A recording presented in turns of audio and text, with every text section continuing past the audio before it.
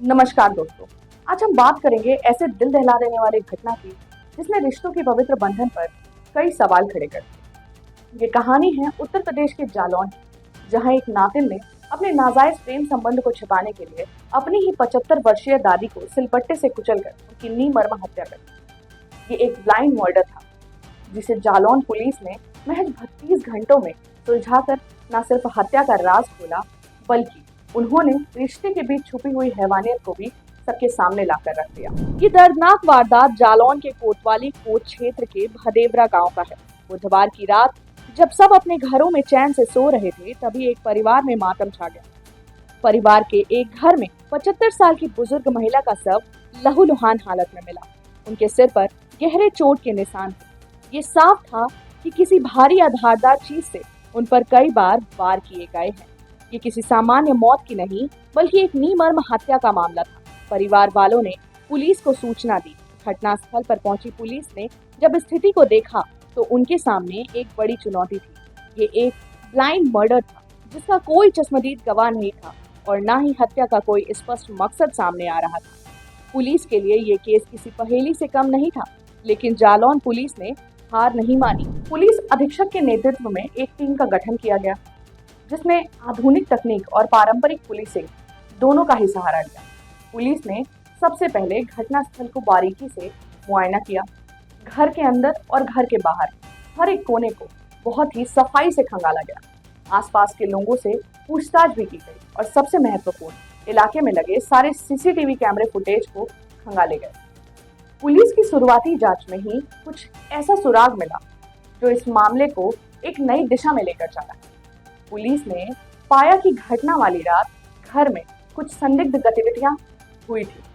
जब पुलिस ने परिवार के सदस्यों से कड़ी पूछताछ की तो शक की सुई घर के एक सदस्य पर जाकर अटक गई, उस बुजुर्ग महिला की नातिन पर। शुरू में तो नातिन ने खुद को निर्दोष साबित करने के लिए बहुत ही कोशिश किया, लेकिन जब पुलिस ने उसका फोन कॉल के डिटेल्स को देखा और कुछ गवाहों और बयानों को उसके सामने रखा तो उसके चेहरे के रंग उड़ गए। धीरे धीरे उसने अपने अपराध का काला सच कबूल करना शुरू कर दिया। दरअसल ये कहानी नाजायज संबंध और हैवानियत की है। नातिन का गांव में एक लड़के से प्रेम संबंध था।